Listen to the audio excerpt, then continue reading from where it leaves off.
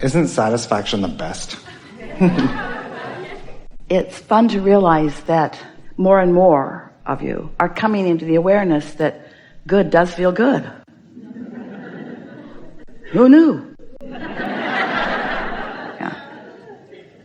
So, where to begin? With the thing that matters most. Okay. Getting in this hot seat for me at this event is easy. It's expected. Do you hear what he's saying about expectation? There's no separation between his desire and his belief. Therefore it is. So it's almost a choice. To me, it feels like it's a choice. I'm choosing time for me to be in the hot seat here. Everything's that way. And that's what I wanted to talk about is how do I get to a place where all desires simply just become a choice?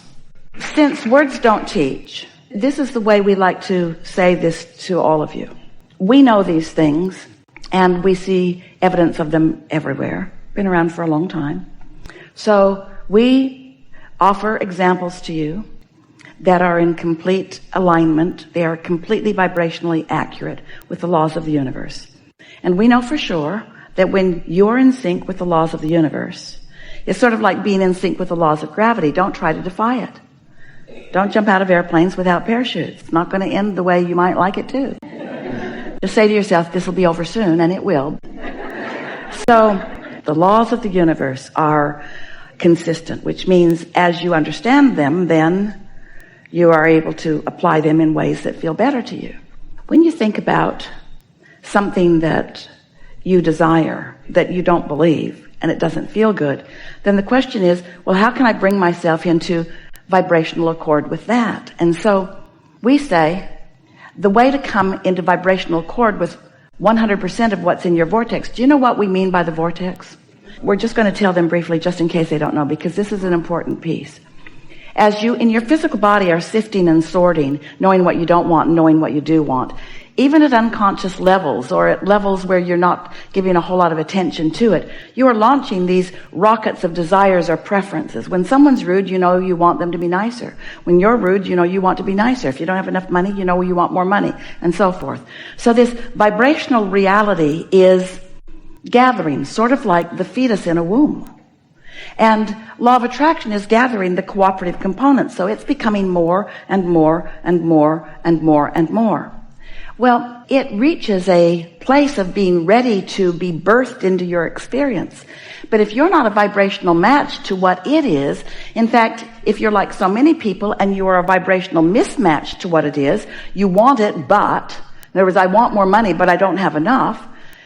If you are not a vibrational match to it, then even though it is offering revelations, impulses, your inner being is guiding you continually on how to get closer to what you want and how to understand that every choice that you make can be manifested. If you're not in the vibrational vicinity of that, then you miss it. And so we teach that through meditation, there are other ways, but meditation is the clearest, easiest, surest way. When you quiet your mind, sit for 15 or 20 minutes, and usually by the end of that 20 minutes, you can, if you've found something to focus upon, like the flicker of a flame or a dripping of a faucet or even the sound of the air conditioner in the room or your own breathing, just find something to focus on that takes your attention away from things that are bothering you. Your vibration will rise, and usually you feel a feeling of detachment in your physical apparatus. And what happens when you accomplish that is that since you have ceased all thought, then you've ceased all resistant thought, which means resistance isn't a factor in your vibration anymore, and your vibration rises, and then you are at one with your inner being, and then the impulses come. Well, we've offered this to you, and it is absolute, and yet, for some, those were only words. They were only words that don't have any true meaning, and therefore there's no true knowing on the part of those hearing, until you have had the experience of meditating and quieting your mind and feeling the detachment and the vibration rising, and then actually felt or had the experience of something occurring to you that felt satisfying as it occurred. And as you followed the satisfying trail of these thoughts that are coming, it led to the manifestation that you want, such as in this case, the manifestation of being in the hot seat. So, since words don't teach, only life experience does, we can't give you the knowing. We can only know it and offer as many examples of it as we can and have as many conversations where you feel energy moving. In other words, if we can convince you that a shift in your vibration will mean a shift in your experience, and if we can convince you that that doesn't mean getting others to be different, it means your perception of them being different, your perspective of them being different. Once you are able to control your perspective, then you can control your relationship with your inner being and with all of these resources and with what's in your vortex. And then it really does begin to feel like a choice. Everything's a choice. I am invincible, meaning I know how the laws of the universe work. I'm wise enough to know whether it's a satisfying feeling or not. I'm wise enough that if it's not satisfying, I change the thought when it's easy to change. I don't wait for the momentum of it to get so strong I can't change it. And so I'm in more control, you might say, of the way I feel. So I hang out in satisfaction more of the time, and life just gets better and better and better and better and better and better and better. That's how it works. Awesome. Now state your question to us again if you can, the one you started with. How can everything just be a choice? Exactly. By understanding that you already chose it. In step one, that's when you did all your creating. You chose it. It's in the vortex. Your inner being is tending to it. The cooperative components have been gathered. See, this is the piece that's missing for most of you. Hear this. We've not said this in this clear way before.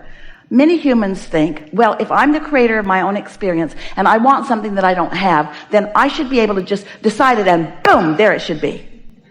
Instant manifestation. There it should be. And we say, you can get to that point, and in some cases you already are.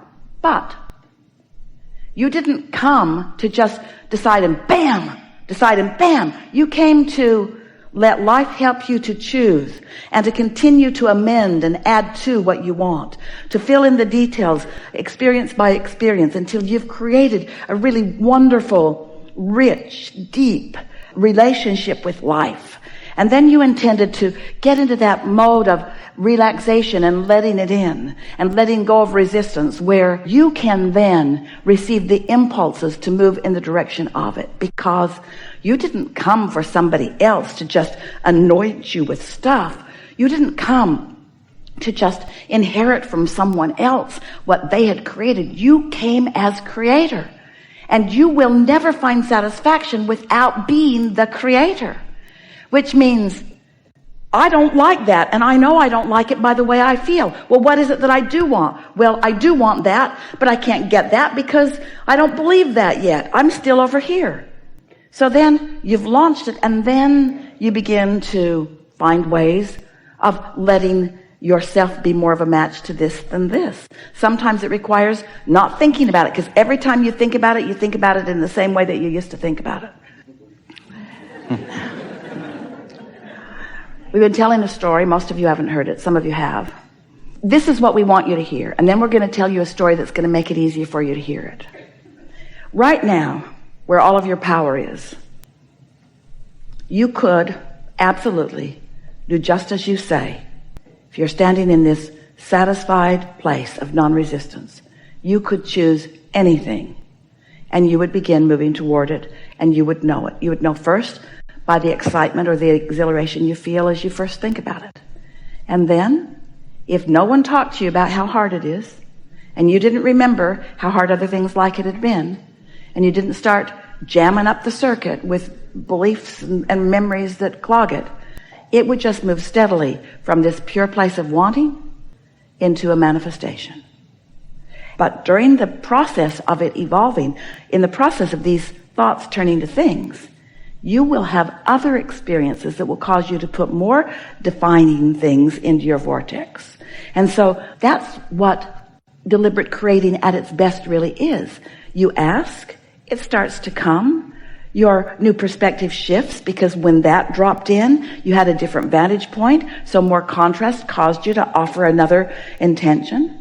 You still find alignment, and so that comes along, which is a new experience, which causes more differing contrast. So would like to just zap you into an understanding that you are making those choices. Every single thing that you are living is because you are doing exactly what you wish to do, which means your question wasn't quite as clear as you wanted it to be, because you are constantly making those choices, and those choices are constantly coming into your experience exactly at the vibrational frequency that you've offered them.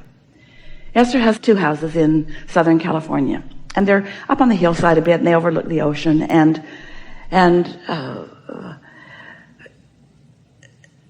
we're trying to decide which story is the most emphatic, because there are 2 really great stories. So the guest house has a clay tile floor, and when Jerry and Esther were choosing that flooring, they chose it from a very beautiful sample.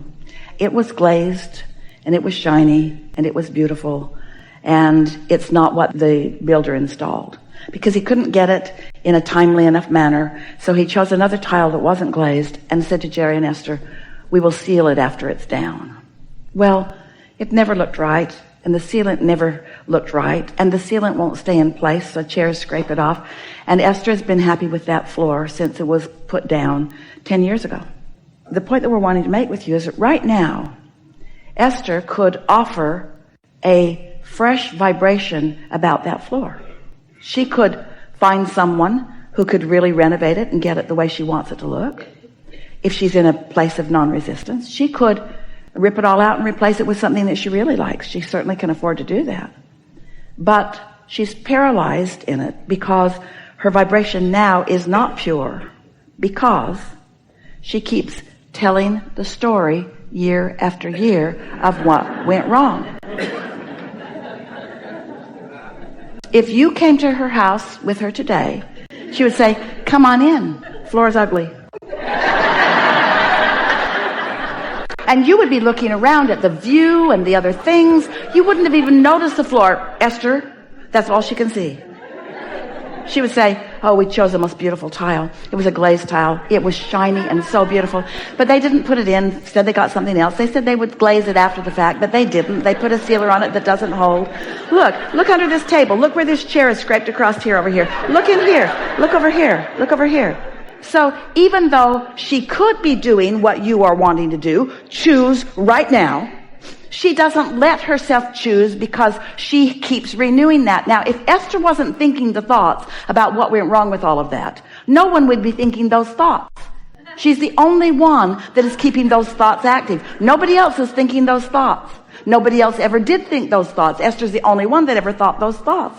So she cannot find the solution. She can't get to where she wants to be, which is so illogical to her, because she can get everything she wants. She chooses. All kinds of things happen around her. She's paralyzed relative to that. Now, why? What are the beliefs that she holds that won't let her pass that? That should not have happened. They shouldn't have made that decision without me. They shouldn't have done that. They should have sent us the tile and showed us what it looked like. They should have glazed a tile and shown us so that we could have seen the difference between the 2 tiles. We would have never chosen that. That was wrong that they did that. What other belief? I'd have to move all the furniture out of the house. People might bang it up when they move it out.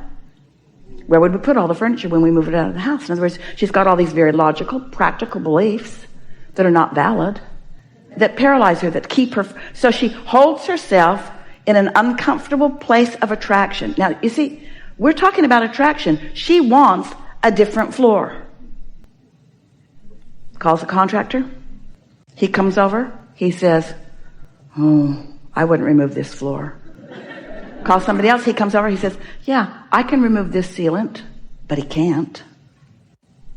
Calls another guy. He comes over. "I can remove the sealant and I'll put this back on." Looks just about the same.